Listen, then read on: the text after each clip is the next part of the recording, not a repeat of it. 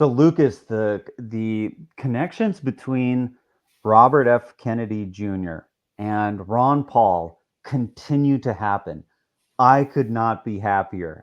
As somebody who really likes Ron Paul, like he's fantastic, and I lament the fact that he is no longer in our Congress, right? But when I keep seeing stuff like this, not that I like the AI arc, but it happens. Whatever. We're in the world of these things. But seeing the connections between these two, just like puts a big smile on my face. And when I was thinking about, what image, what post do we want to have to open the show up, this one caught my eye, and I said, we've got to have this connection here because this is fantastic. I think it's beautiful, and I love Ron Paul. I loved H. Ross Perot. They were both third party candidates. We have a lot of people who now talk about deep state or the uniparty, the captured interest in the Democratic and the Republican parties and their inability to stop printing debt.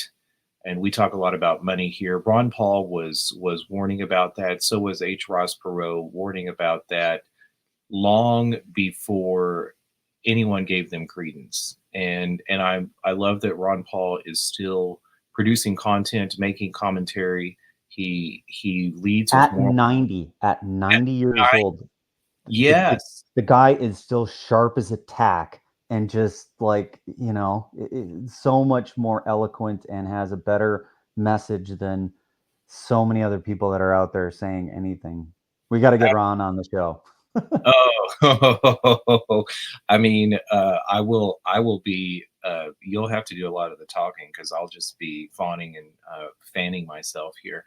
Well, he endorsed me when I ran for office. So I know, which of all of your accolades, Grant, that probably impressed me the most. I mean, I think Ron Paul's ability to stand up. I love Thomas Massey. I love congressmen who stick to their morals, and it's very hard to stand up against a crowd of people and in some ways tell them that they're wrong, or even more so to tell them that the things that they are doing are immoral.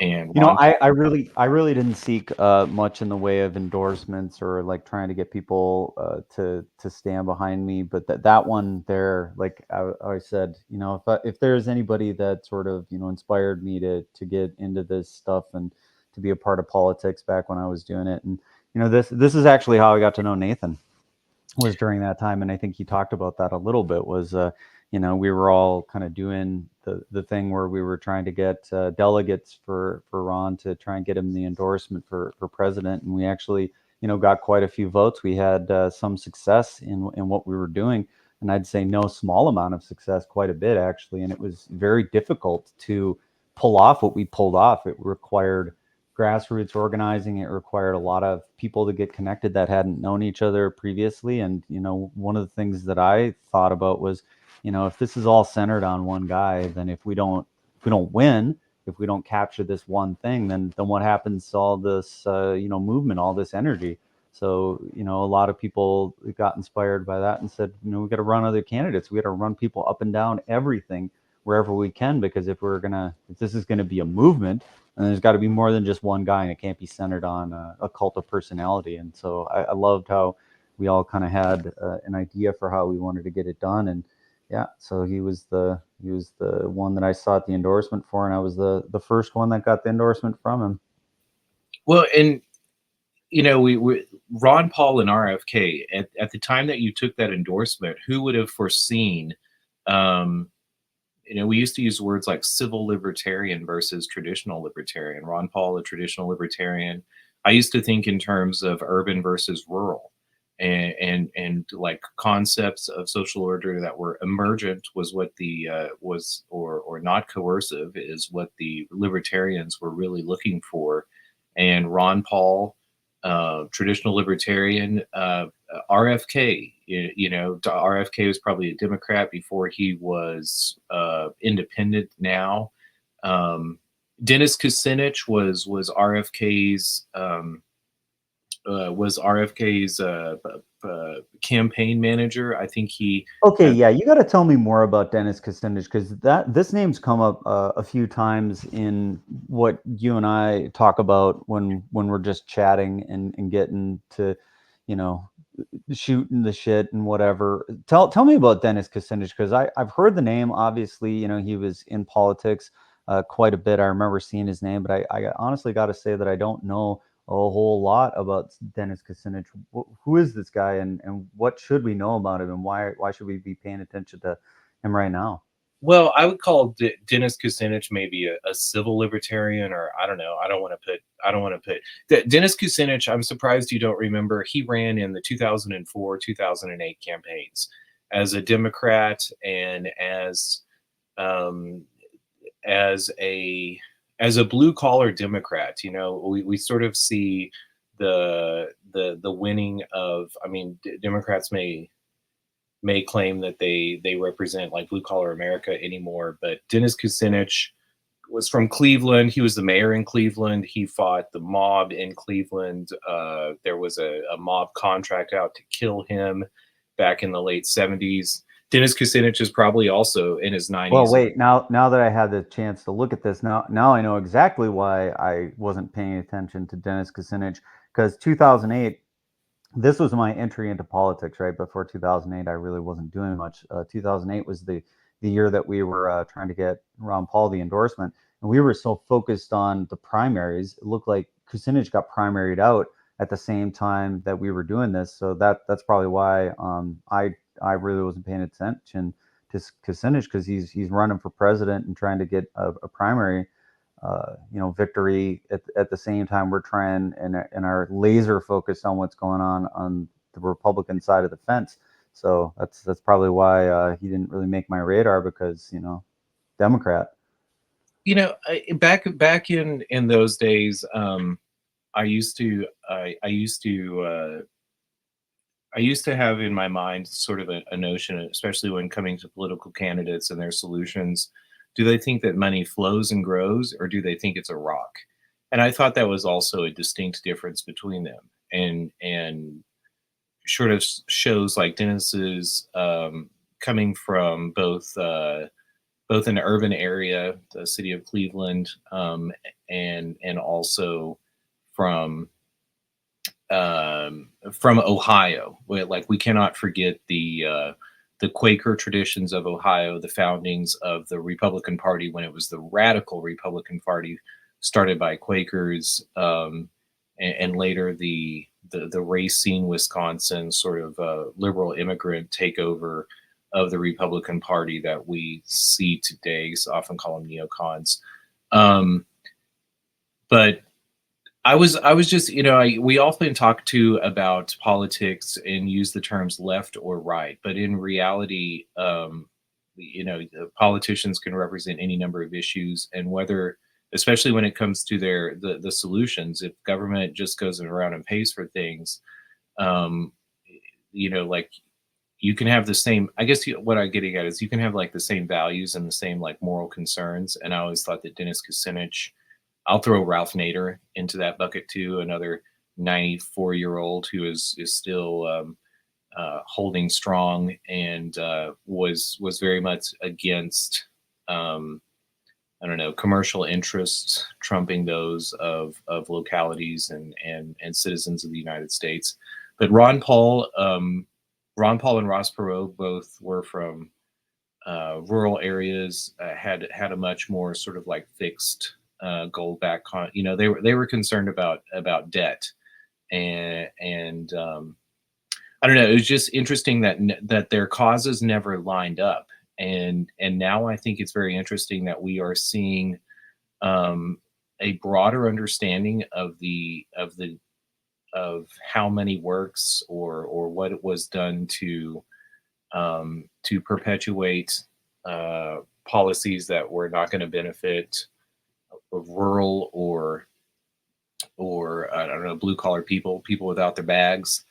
And Speaking of people still going strong, I don't know if you saw it, but like there's been this big trend towards anti-aging and, researching into this kind of stuff. And so there's a chance they probably are a little too far on the side of aging to benefit from some of this stuff. But, there have been recent developments in figuring out exactly what is causing us to age. And this one caught my eye. So it got me thinking these guys that are 90 that are still, sharp as a tack, Dennis Kucinich, Ron Paul, some of these other folks, like if they were 5 years younger, they might have been on the side of like all of a sudden you go in, take the shot and you're back to your 50s, whatever, like you just like reverse aging. Who knows? This could happen in real time. So yeah, there's a lot of these folks that are just like, close to that cusp, but yeah, they're soon to no longer be here. We're gonna hear this wave of unfortunately this guy and that guy died, because passing of some of these people is going to be mourned by many. well, I mean, or they might think that they had a good run of it. Ralph Nader actually, in an interview with Tyler Cowen, you don't listen to conversations with Tyler. Do you know who Tyler Cowen is? No, I don't. Is Ross Perot still alive? Is he still alive? No. Oh, actually, I think Ross Perot is. Oh, I gotta Uh, look that up now. Ross, as far as I know, my grandfather graduated with Ross Perot at the Naval Academy in 1953. Um, and I know that the last time they went to a dinner, my grandparents they sat next to Ross Perot, but said he was not in the best of health. Um, is he still alive? It looks like it. Yep, yep. My grandfather is And 90. look, these guys are all like the same age, man. Every single one of these guys, they're all born within like a year or two of each other, right? I mean, if you look at the three folks that we just pulled up, Ron Paul, Ross Perot, and Dennis Kucinich, they're all almost the exact same age.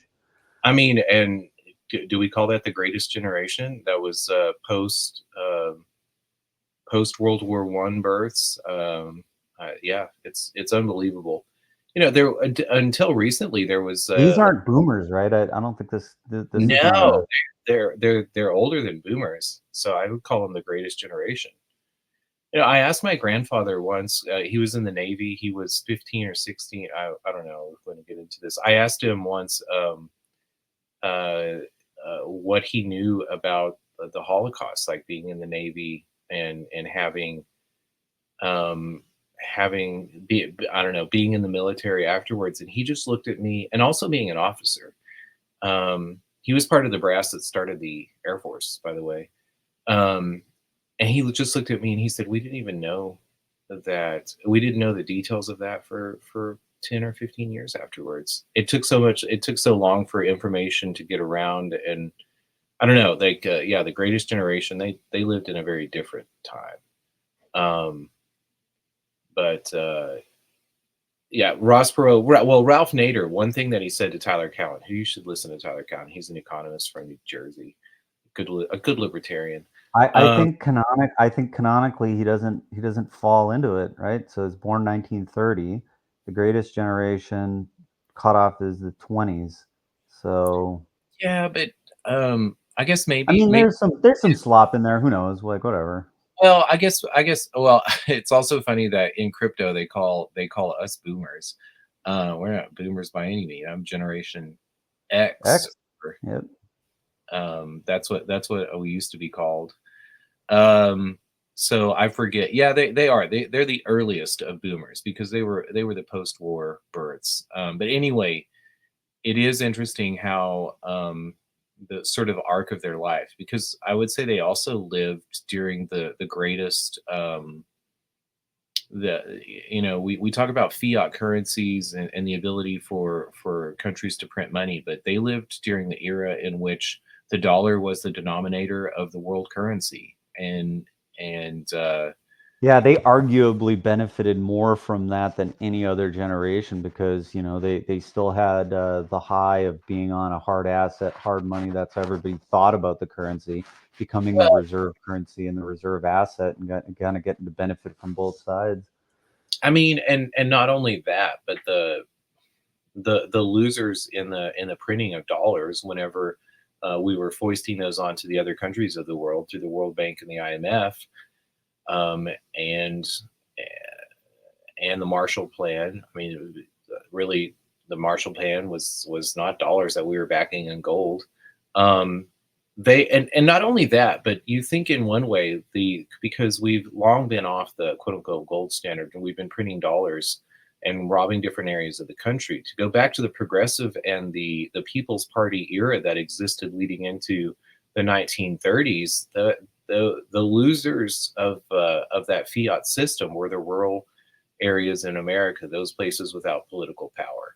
And when we unpegged, say, the nomination of senators by states, it changed up that calculus quite a bit because there was no longer state governments, state legislatures, and senators who were protecting the interests of the various states, and it became, I would say, much more tied to urban power centers, and we started to see regional, I don't know, more regional structures that transcended the state lines, but became corporatized, and they benefited from all of that. But anyway, uh, Ralph Nader, and Ralph Nader, I think is I don't know, he's New Englander, I believe. Look at Ralph Nader, because he's also of that age. But the thing that he said on Tyler Cowen that I really just struck me was that the reason that he is firing on all cylinders in his 90s is because he never abandoned his morals. And look at all these characters that we're talking about: Ralph Nader, Dennis Kucinich, Ron Paul. Did they ever abandon their morals? Did they ever uh, play some sort of political game, or did they run to the fore and bring their greatest concerns to it? And I think we could also throw Bobby Kennedy, Robert F. Kennedy Jr. in that too. And he has Well, but he's way younger than all those guys. I think absolutely. Kennedy's actually. I think he is Generation X, right? I think he would be. Who, Bobby? Yeah, isn't he like 60, 70? How old is he? Well, yeah, and I mean, I would say that he's the child of this generation. He is Bobby Kennedy's son, but also look at how he was galvanized, and it's interesting to have you heard his allegations with regards to uh, the killing of JFK, the assassination of John F. Kennedy? That it was the CIA, right? And that's what I heard. That's what he said, Yeah, didn't he? that's what he said. That it was the Yeah. Miami office of the CIA, and it had everything to do with JFK wanting to pull out of Vietnam, and also with his absolute fury over the number of assassination attempts the Miami office of the CIA had perpetuated against Fidel Castro, which is also, like, I mean, lead on to Okay, the so it's if he's born in 54, then he's 70. So it's like this year is his 70th birthday. So he's 69, I guess. If he hasn't had his birthday yet. uh, January 17th. I would say 15. he's true Generation X or late boomer. He's late boomer. Late Um, boom.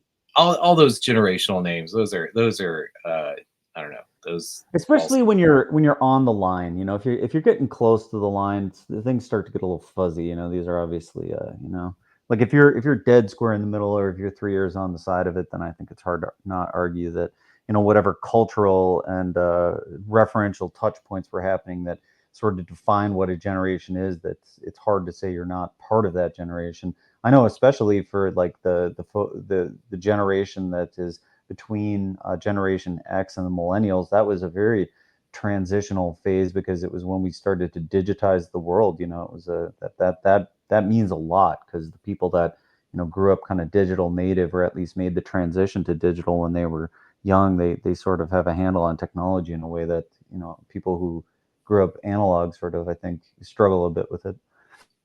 There, absolutely. And the I mean, I think I usually think of generations as defined by like cultural landmarks also, and the killing, the assassination of JFK, a big one. um Uh, Yeah, and then I guess for our generation, it would have to be 9/11, right? I mean, that was well, our both big moment. 9/11, but I think you also bring up something very interesting with the creation of the internet, because 9/11 happens like shortly on the heels, or maybe even uh, before a lot of America had access to the internet, and they both actually no, the I would say a lot of internet people still had dial up, like internet comes around 95, 96. It was crummy and it was not that well dispersed, even into the early 2000s. It was not the kind of thing that you could get a lot of content on. I think it was still in its infancy in a lot of ways, like because that was when I was first getting into computer programming, computer science, and getting my first email addresses. And what I think the birth of Amazon was in the late 90s. So this stuff really started to blossom in the early 2000s. So I think you're right that there would have been significant swaths of the population of the United States that did not have any reasonable access to the internet and likely would not have heard about 9/11 via the internet. They would have heard about it via, traditional media, TV, radio, whatever. I don't think it would have been the internet that would have been the way that they would have gotten word of that. Do you remember the 1998, the hackers that had a meeting in front of Congress? Is that ever on your radar? Mudge Mudge and the hackers talking to Congress about network security and the problems that the United States government was faced with, especially in a world that was connected by the internet. That No, was the thing that I remember from those days was like phone phreaking and stuff like that. I don't really recall.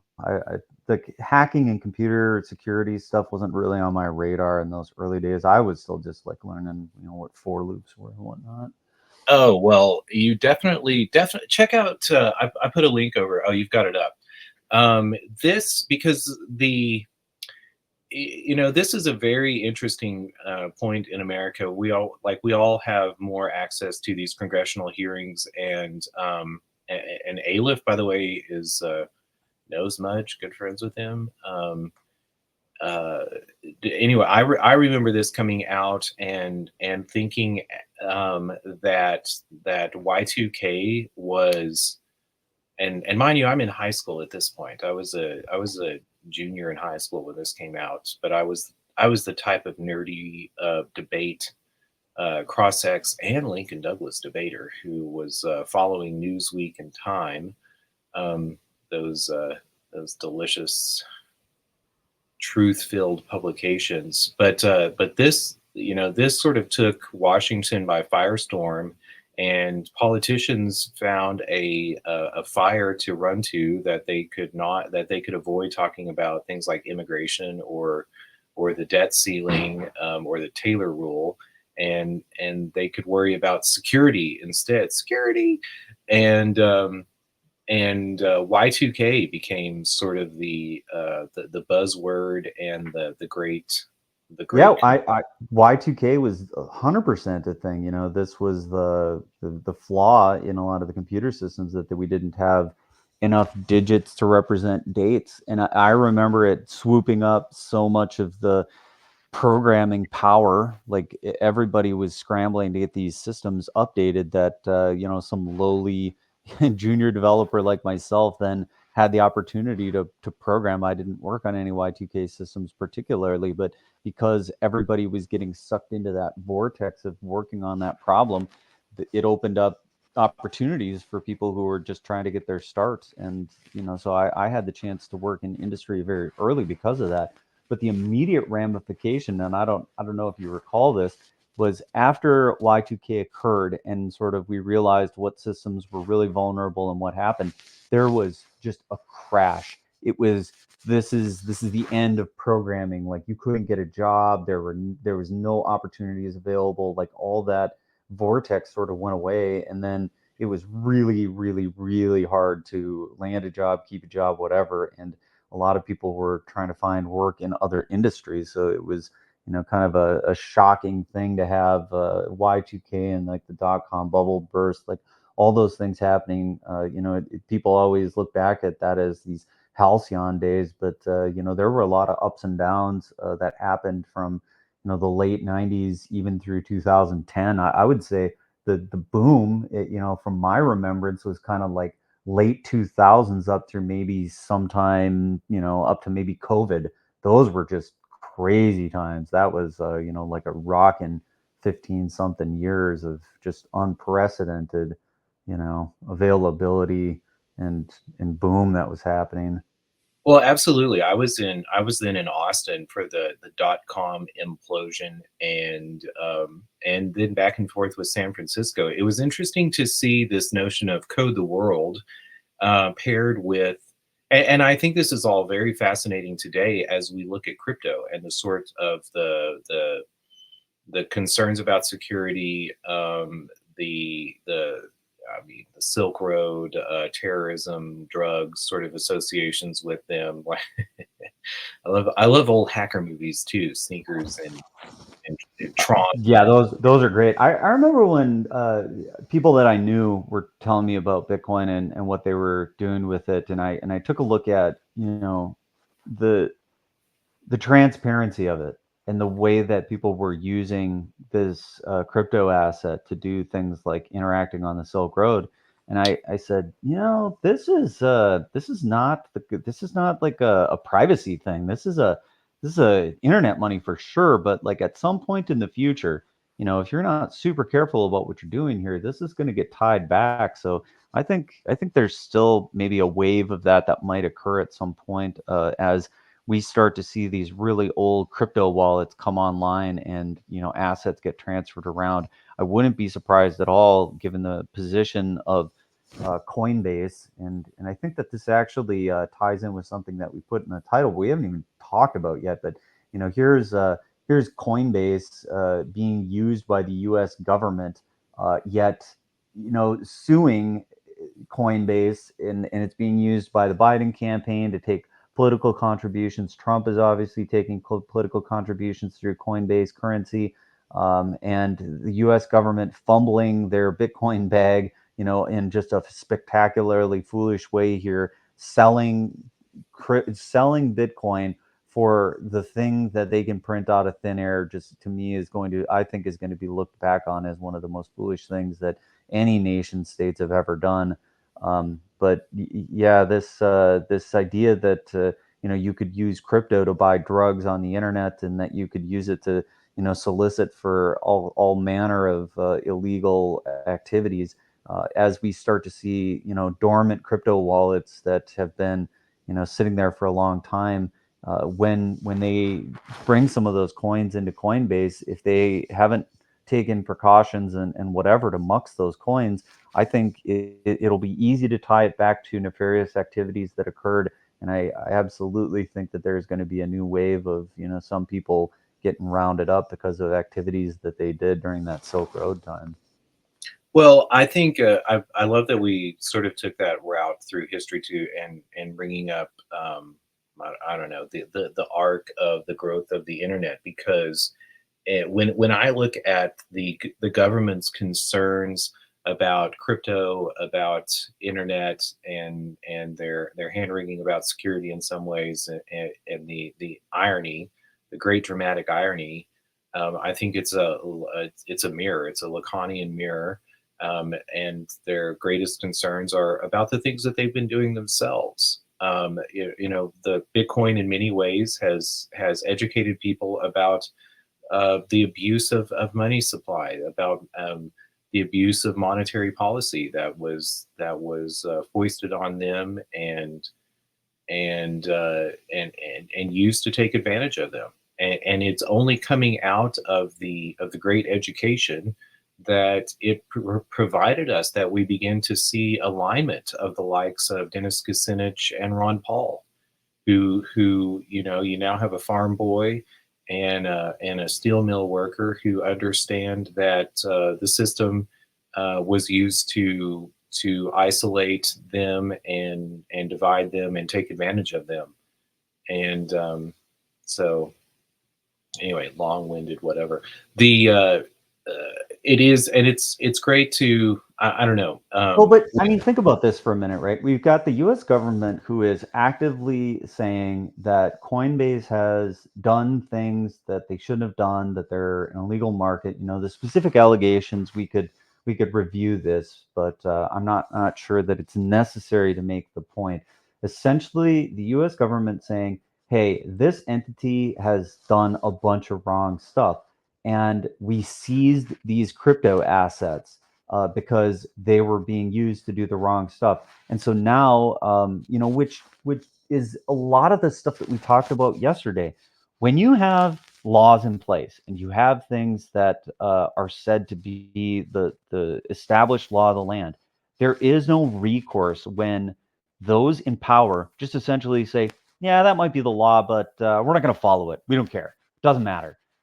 That I think is a very dangerous position for society to be in. And this, I think, exemplifies exactly what we were talking about yesterday with Nathan with respect to their ignoring the face covering laws in Minnesota, playing favorites with certain entities that were allowed to stay open during lockdowns and not consistently enforcing their own policies around what they're doing. I think this is another example of this where we have, the government is, not being able to consistently apply or even consider the law the way that it's been written or that it needs to be applied, and just flouting it, just saying, well, we don't care what the law is. Like if, Coinbase has violated the law, we're going to sue them, but we're going to ignore the fact that, they've violated all the laws because they're an expedient means to an end that we want to achieve, which is we have political candidates that want to take money from certain people. So we're going to allow them to transfer these crypto assets around and, give political donations. Very similar to what Sam Bankman-Fried did with all of his ill-gotten gains from FTX, like lavishing them upon the political elite, and yet nothing happens to the people who got the money from illegally taken money from people like that. How could that possibly be allowed to occur? Like, you can't steal money from somebody and then go give it to a political candidate and sort of wash it up. Like, that doesn't work, but yet somehow it does, because we just allow, the political elites to do whatever they want. And here's a great example of it. The double speak that's happening in our government is almost beyond the pale at this point. Well, but I think what we're seeing here is the revelation that we use words like government, but even the federal government is a conglomeration of different entities. The SEC is not the DOJ. They may communicate back and forth, but they have their own motives, they have their own narratives, and they operate independently of each other. I mean, when the DOJ what it brought in, oh, now I can't, CZ. The SEC had no part of that. They didn't even know about it. Gensler wasn't even invited into that conversation, and the SEC has had their own issues. That's a deeper conversation. I think the SEC is.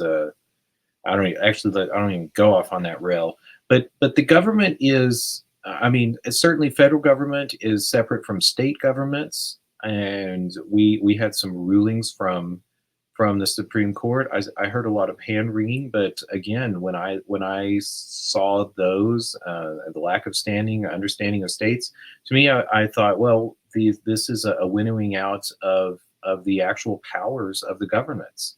The Congress finally figured out that holding members in contempt meant nothing. What did they do? Yesterday or the day before, they reduced Mayorkas's salary to, what was it, $1? And it'd be very interesting if they remember in other ways that are in control of the purse. Yeah, the only congressman that I've seen in recent years to have any sort of thing pushed against him was George Santos. That's the only one Well, I could think of. that was an absolute. That was a bankruptcy of that was a For hijacking. sure. I mean, that is like, you could not have lied more. You could have not have been more disingenuous about like who you are and like representing yourself and like how you ran. But like that's the only one that I can even think of that has even had anything. I mean, I think Pelosi should be in jail, honestly, for her insider trading. I mean, it's like you're trading on information that the general public doesn't have, But and there, just making a killing at it. well, but according to the rules, all that they are required to do is make disclosures as to what their investments are. So why isn't the world not copy trading Nancy Pelosi? To me, like to A lot of separate. people are. A lot of people are like they do copy trade her. Well, and this also gets to I love the crypto has also reminded us of a forgotten economist named Richard Cantillon, a French economist, and the Cantillon effect, and the absolute truth that money always flows from government. When I hear economists talking about the strength of a currency or the political strength of a nation, to me it goes to like the shared vision of their future. I don't necessarily have so many problems with Nancy Pelosi's like trading or even I mean Mark Mulwayne, the senator from Oklahoma, is also have made enormous gains on his trades. In some ways, I would rather that I don't know. I'm more about not protecting losers in that game. Like when you talk about Sam Bankman-Fried, I think that it was a collapse of intervention that the government stepped in to do anything about it. What happened to do your own research? What happened to a separation between the private sector and the public sector? And even to go to George Santos, I care absolutely not a whit that he. I mean, I maybe care a little bit that he lied about his volleyball career, but that's I that's because I'm I'm always a little persnickety about that. But to me, that's about his relationship between him and his electorate. What I was disgusted with was that a choice made by a group of people in New Jersey was circumvented by a vote in Congress. And what happened to What I was saying about Santos is I'm not trying to get in here and make any kind of statements about whether his representation of himself, whatever. All I was trying to point out was if you were to think about contempt of Congress and fines and whatever, the only congressman that I can think of, right, just like off the dome, that trying to remember anybody who's had any kind of an enforcement action that stuck, that like was removed from Congress in any substantive way. He's the only one that I can think of. So like it was more on when you were saying, what is it that can be done to enforce, or like it does holding people in contempt of Congress or whatever. I mean, am I wrong, or is there anybody else that you can even think of that has had some sort of a thing imposed upon them? Because that was the only reason to bring up Santos. It's like well, he's the only one. I mean, members get removed from committees, and that's a huge blow against them because that's where the rubber meets the road when it comes to the House of Representatives. Yeah, that's the work of Congress is done in the committees. Absolutely. And so to me, that is where that gets done all the time, and where the real like political gamesmanship, the strategery of Congress is. And again, I'm just all about disclosure, like that. And but this is also where I see a problem with the federal monetary system, and why I think that we were originally intended to have private monies and regional monies, because uh, if Nancy Pelosi was soaking up most of the cash from money that was made in San Francisco, then her electorate would have a lot more problem. But whenever it gets soaked up from dollars that are distributed not only through the United States but throughout the world, her constituency does not feel that pain, that inequality. And what they care more so is that she is sending, is making the right decision. I mean, in some ways, you might look at it whenever we have one great denominator. You have a good trader for a politician. They probably understand the highest the highest rewards for sending like sectors and companies and business back to their constituency. So this is where, again, I think it's all a monetary problem, and we were never supposed to have a federal. We were never supposed to have money that came from the Treasury, or whatever institution that it wanted to have as the front to be distributing that. Hashtag the Federal Reserve and the Federal Reserve System. Another and aside to that, I always try to, like, my great query when I come across new LLMs, and I saw that Voorhees tweeted out Venice.ai, and the first question I asked it was about the Denver Mint. What is the history of the Denver Mint?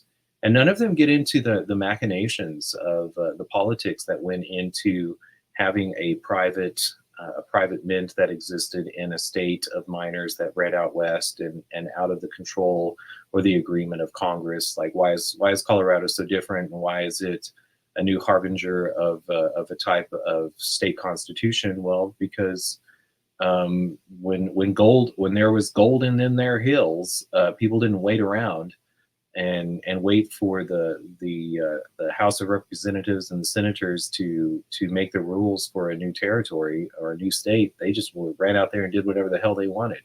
There's also something else, in going back to the discussion yesterday, that I was hoping to ask Nathan about. But are you familiar with Hayek's distinction between legislation and law? Nope. Tell me about it. Hayek says you know, especially in a democratic process or in any government, you can write something down and you can point to it, and that's not necessarily law. That's something that's written down by people in power. But then do they have the power to enforce it? And true law is what is actually happening. And I think that there's a very real legal understanding of that in probably all legal systems. Like we talk about, these great Latin words like de facto or de jure, but like people actually doing something. If you're speeding down the highway and you're doing 85 and the posted speed limit is 70 and everyone else is doing 90 and you get pulled over for doing 85, it's absolutely a defense in court to point out that everybody else was doing 90 and say, why was I singled out? Why wasn't everybody pulled over? And that goes to this notion of the law is something different than what gets written down. And this is also why I think jury nullification is so very important. Well, that's in the interpretation of the law, right? It's like the law is written down, but then it's for when that law actually gets applied and then gets challenged in court. That's where case law starts to get established, right? That's why you have. But that notion of case law setting a precedent is not constitutional. That comes shortly after the Constitution in a very famous case that was Marbury versus Madison. And it had to do with appointments made by Thomas Jefferson. It had to do with a fight between Madison and Jefferson. And Marbury was one of the appointed officials, and the Supreme Court established this notion called stare decisis, which is Latin for let the decision stand. And stare decisis is not, to me, this is where we begin to see the death of this sort of emergent adversarial juror-focused concept of justice. Because the moment that you start having a notion that previous court cases take precedence and establish legal precedents, then you take away this notion of jury nullification, nullifying legislation, and you begin also to set up now I'm running short of word, a profession, a legal profession. Again, the United States, once there was a concept that we were not going to be a country of lawyers or of a legal class, and now. Well, we definitely are now, 100%. Like that seems to be like what we have. And sadly, as we see now with the case of I mean, the three last attorney generals, and we could get into the history of the attorney general. You know, the attorney general originally is a solicitor, someone that the president hires for advice, and not even like the president has to ask for money for the first couple of years in case they want to sue a state, or a state is suing the federal government, and so I need to hire a lawyer to give me advice about that. Well, the notion of the Department of Justice doesn't come until after the Civil War, and that's whenever we see the growth of the Department of Justice and also the Federal Bureau system. The Federal Bureau system comes from military prisons after the Civil War. Ulysses S. Grant, 1870, and so it just this stare decisis, I think, is very interesting. The legal profession in the United States. Oh, the other thing I was going to say, this is again why I think the Texas, we also accept, like, we have district attorneys and we have prosecutors. When did we get the notion? Hey, sorry, my dog is going a little crazy here. When did we begin to get the notion that the prosecutor was the only one who could bring a court for a criminal offense or something that was against the legislation? You know, that is also part of this growth of the notion of a legal class that got to decide not only what was right or wrong, but also what got to be brought before. What was it? What is the right way there? How is it supposed to be? I mean, I guess in I've never challenged this idea or thought about the general assumption that, like, prosecutors who were, I don't know, I guess an arm of the government in some sense, was the ones that were responsible for bringing these enforcement actions. This was all just done on a civil basis. Like, can you as an individual, like, try someone in a criminal way to say, like, that dude murdered my murder my son, I'm going to bring a case against him directly, or go hire the thief catcher to go get him? Like, how is this supposed to work? Well, when you say why not, Not why not? No, not why I want. I'm saying, how was it before? Like, I said, I'm so mired in this that I didn't even think to step outside the matrix and say, what other way was there or could there be? well, I mean, I would say well, that's a good question. I think that Well, sometimes you're just fire back and you've got to answer it from a historical perspective. You're like, well, in the 1700s there were blah blah blah people. I well, no worry to put you on the spot. Like I said, from what I can recall or even think about how the ways that things might have been done in the past. Like, I think when you had some sort it's of a it's hard to peg down the norms in that regard. Like, you can go back to New England, territorial justice in the United States. Uh, some of these decisions that are considered backwater, but absolutely, I don't know when it became solidified that there was this sort of like distinct notion between civil and criminal court, and that you had to rely on a district attorney or a prosecuting attorney that was part of the government to bring these charges. I think it has, like, in large part, again, going back to the Supreme Court's decision with regards to the Facebook and Twitter, uh, uh, uh, the federal government leaning on them. They said that the states don't have standing, and well, that this is, I mean, are you touching on the recent Supreme Court decision that this thing that happened between the federal government and Twitter of concealing and censoring certain types of information, that they declined to hear the appeal? Are you touching on that one? Yes, absolutely. And I thought that, like, fascinating, because you have sort of this insertion of, or the Supreme Court basically sidestepped a decision because they didn't want to answer it. Um, if Facebook or Twitter had brought the lawsuit instead of the states who were complaining on behalf of Twitter or the actions of the federal government, um, could they have sidestepped it? Because this was a declaration that the states didn't have standing, and it's not saying what the federal government did was okay. Even though if you scroll across your Twitter, you'll see a lot of hand wringing and moaning and whining about exactly that. In some way, maybe it didn't answer that question, but um,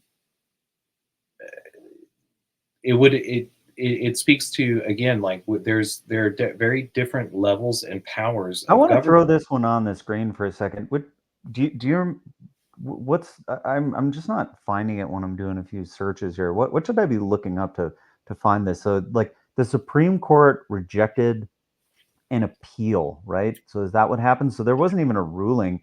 What happened was is they just said we're not even going to take the case, right? Because an appeal went all the way to the Supreme Court, and a few of the Supreme Court justices, I think, were pretty upset that they didn't get to hear the case, right?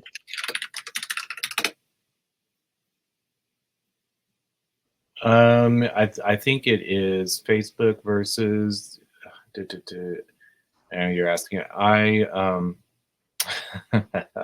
don't know how we got to this, Grant, but How we got to it was because we're talking about, like what is the other way that these things could work, right? And how might prosecutorial things happen, and what is the purview of the courts? And I think we've been discussing kind of what's going on in our current world here, as far as some ignorance of the law, or ignoring it, or flouting it, and whatever. And this to me just seemed like on that same topic.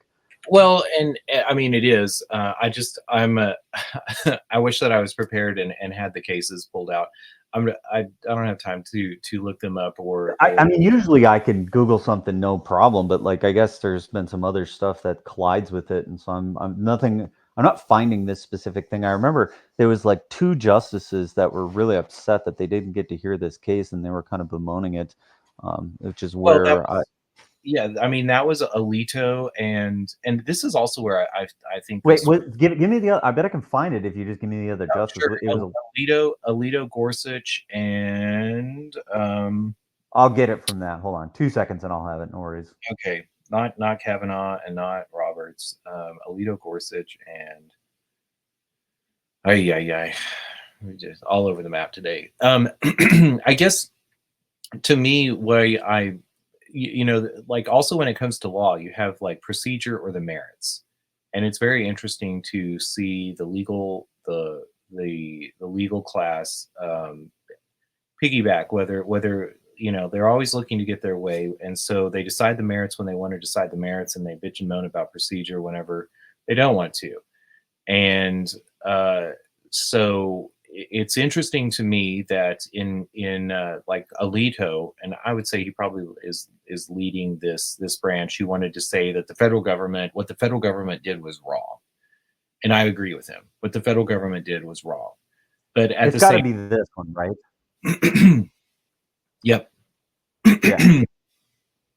So, and I Yeah. agree with. So what happened here was, um, they declined this appeal, 6-3 decision. Oh, I actually had this pulled up. It was Murphy v. Missouri.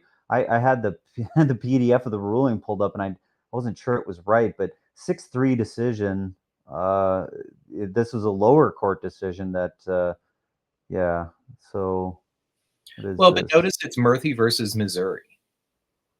And so what they're saying is if it had been Facebook versus the Department of Justice, then they would have issued a decision on the merits. But because this is Murphy versus Murray, they said like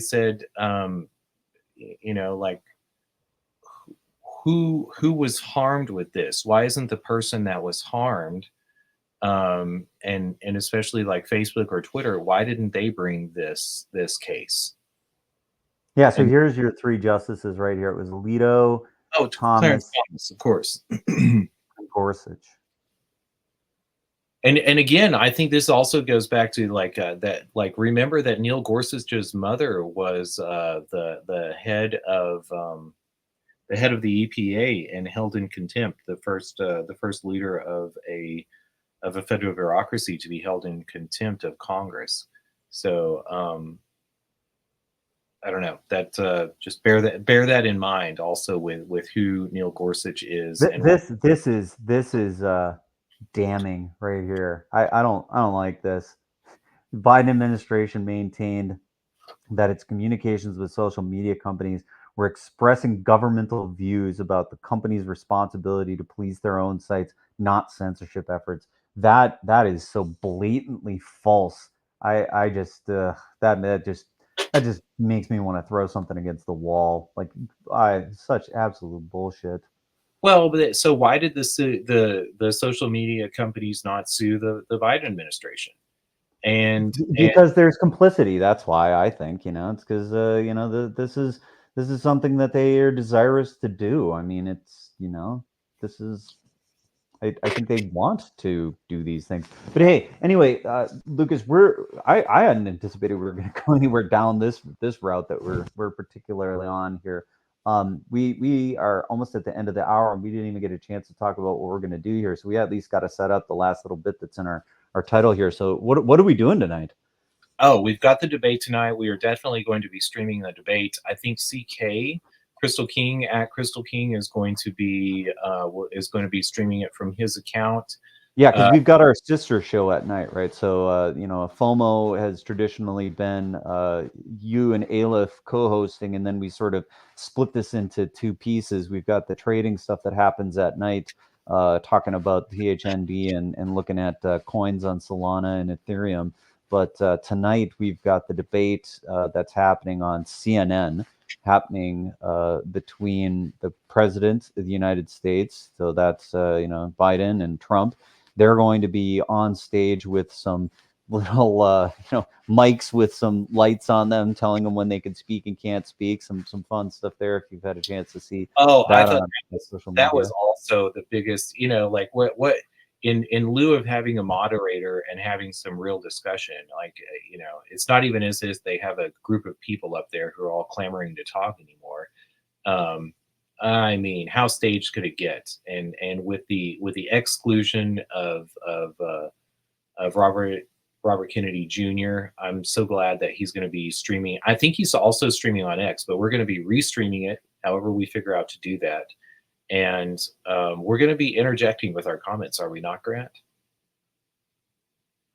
I mean, what is the point of us having a stream if we're not going to talk about it? So yeah, I think we're gonna listen, but we're also going to talk over the top of it because if we're not providing our own commentary, what's the point? But this will be fun because we're going to have the CNN debate that's going to be going on with their weirdo microphone stuff that's happening.